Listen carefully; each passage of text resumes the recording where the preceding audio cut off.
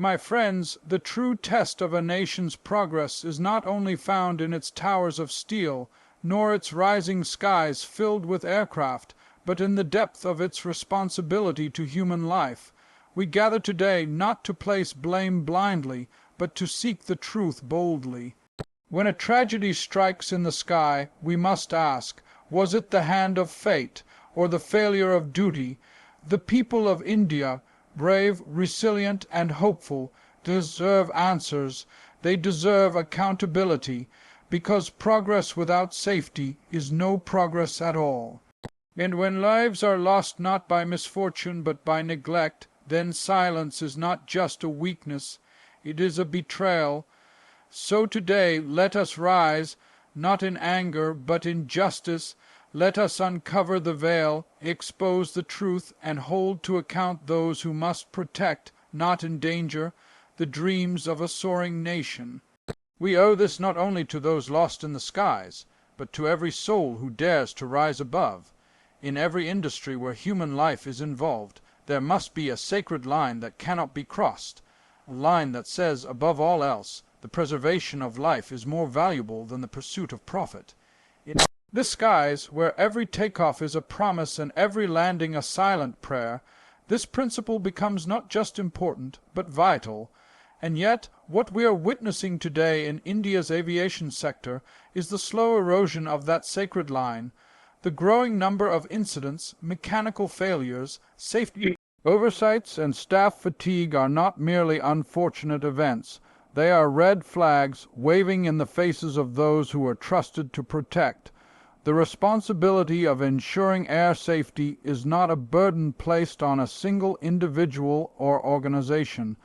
It is a collective duty shared between aviation authorities, airline companies, engineers, pilots, ground staff, and yes, even the media and citizens who must demand transparency.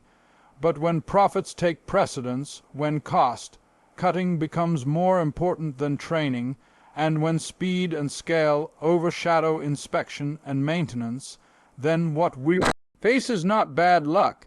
It is a betrayal of the public trust. Airlines exist not only to move people, but to move dreams, to connect families, to enable progress. But these goals become hollow when corners are cut, when the whistleblowers are silenced, and when safety checks become box sticking exercises rather than life-saving practices.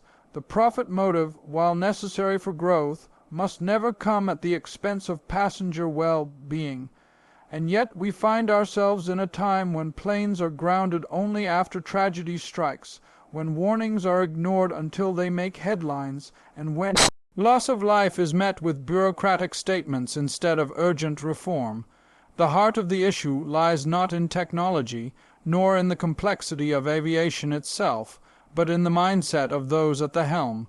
When leadership fails to prioritize safety culture, when engineers are pressured to meet impossible deadlines, when pilots are overworked and undersupported, we must ask, who benefits from this system? The answer is few, and the cost is borne by many.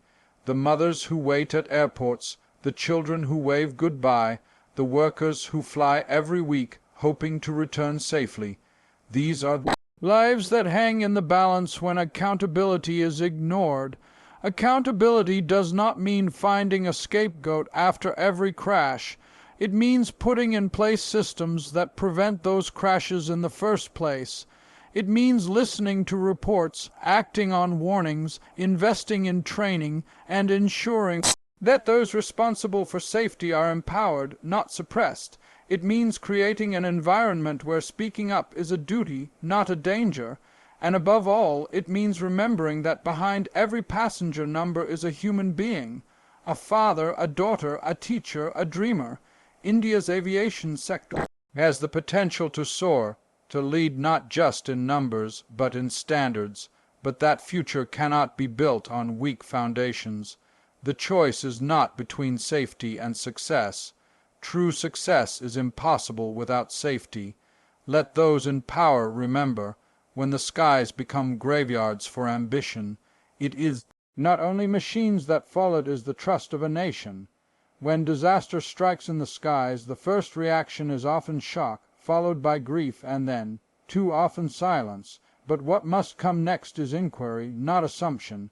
It is easy, even convenient, to label a crash as an accident, dismiss it as fate or unfortunate coincidence, yet behind the word accident can sometimes lie a far more troubling truth, negligence. Understanding the difference between the two is not only a matter of technicality, it is a matter of justice, for when lives are lost we do not honor them by accepting tragedy, we honor them by uncovering the truth. An accident implies unpredictability, something that could not be prevented despite all precautions. Negligence, however, implies knowledge and failure, the awareness of a risk and the decision, whether deliberate or through carelessness, not to address it.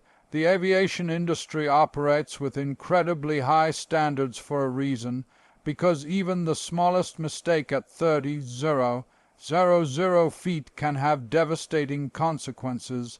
Every screw, every bolt, every system is accounted for. So when a failure occurs, we must ask with clarity and courage, was it truly unforeseen, or was there a warning that was missed, ignored, or underestimated? Negligence can take many forms.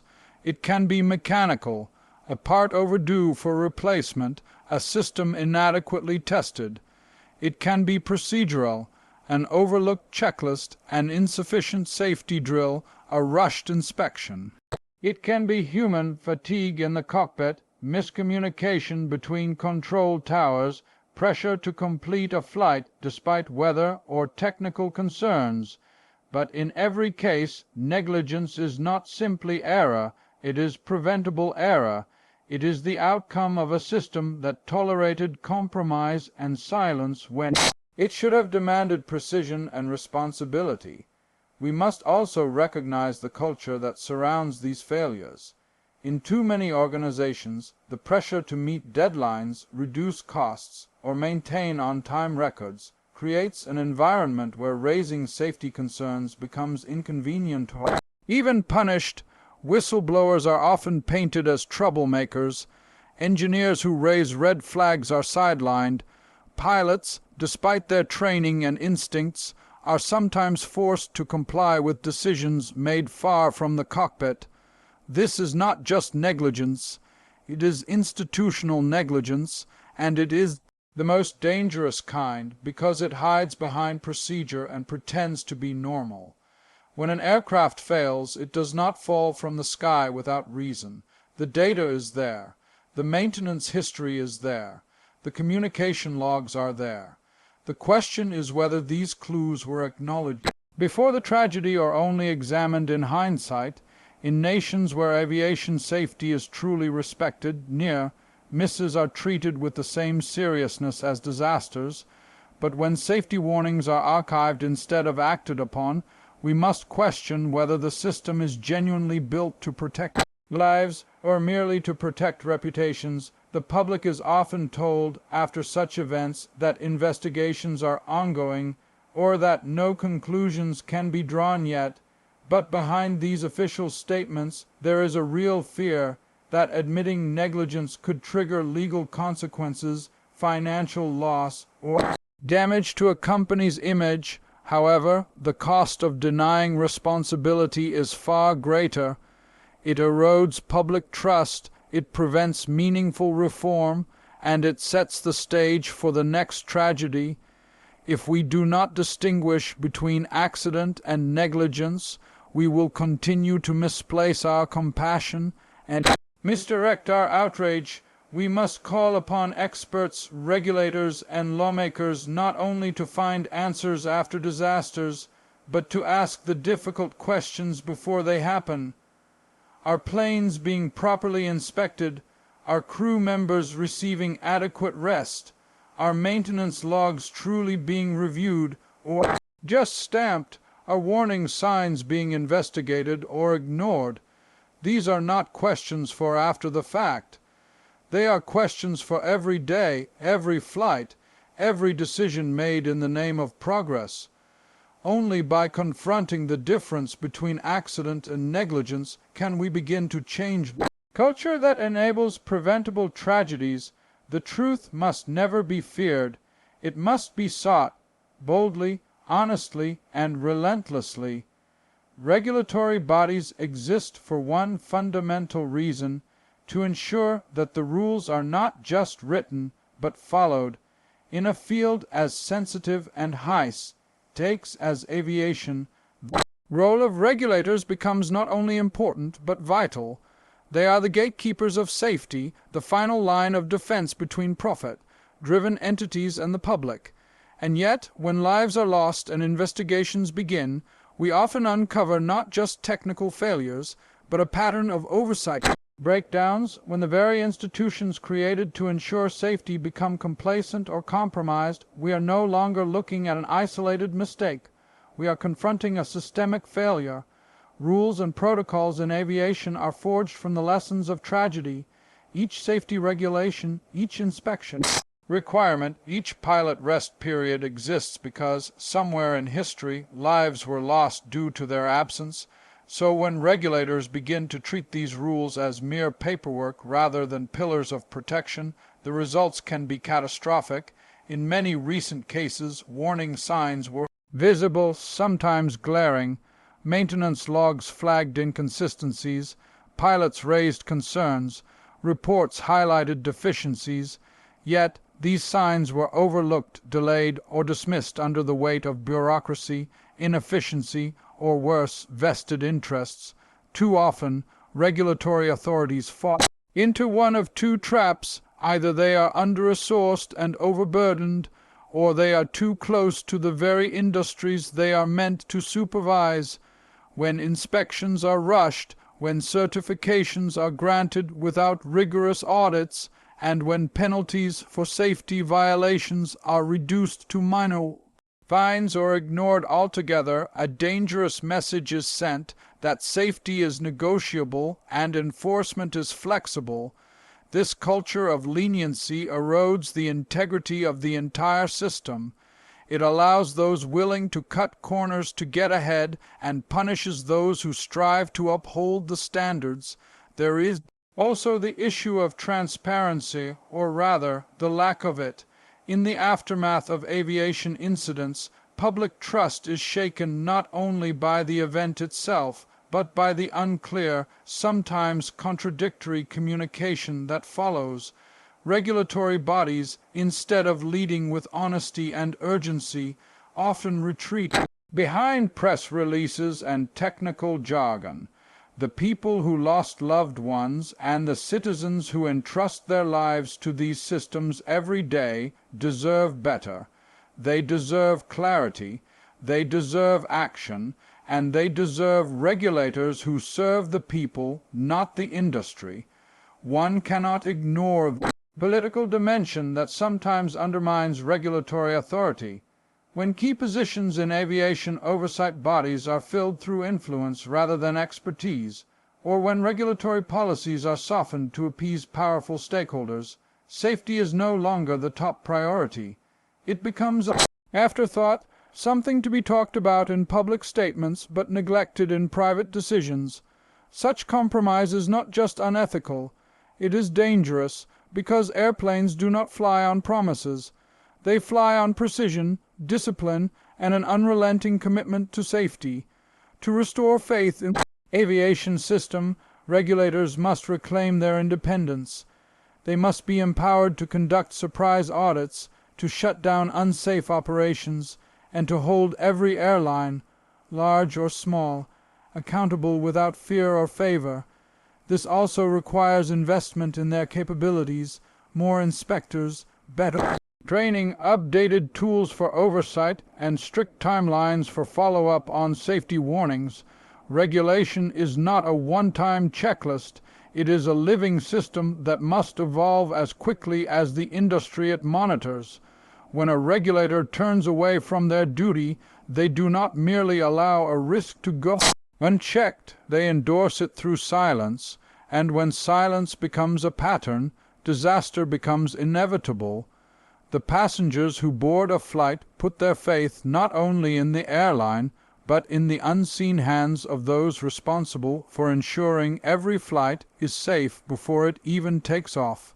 It is these hands the regulators, inspectors, and enforcers who must rise above influence, pressure, and compromise and fulfill the responsibility entrusted to them by the people.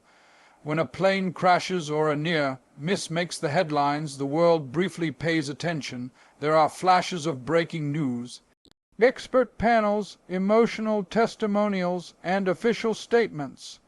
But as quickly as the story emerges, it often fades away, placed by the next crisis, the next controversy, the next distraction. This cycle of temporary outrage and fading concern is not just unfortunate, it is dangerous, because in that silence after the noise dies down truths are buried, lessons are unlearned, and responsibility is quietly forgotten. The cost of that silence is not only measured in unanswered questions, it is measured in lives that may be lost again tomorrow. The media plays a pivotal role in any democracy. It has the power to hold institutions accountable, to ask uncomfortable questions, to keep the pressure on when the rest of the world looks away. But when media houses prioritize ratings over investigation, or when they hesitate to challenge powerful corporate or political interests, they too become part of the machinery that allows negligence to go unchallenged. Instead of sustained inquiry, we get sensationalism. Instead of digging deeper, we get speculation. And instead of a demand for change, we are left with fleeting sympathy and shallow analysis. In many tragic aviation cases, early warning signs were not hidden, they were simply ignored. Pilots voiced concerns, engineers filed reports, passengers noticed irregularities, but when these voices are not amplified, when the media fails to connect the dots or follow up on investigations, the truth remains incomplete. Journalism that stops at the surface creates the illusion of accountability without ever truly achieving it. This silence, whether born of fear or fatigue, protects those who should be exposed and forgets those who should be remembered. Government institutions, too, have a duty beyond crisis management.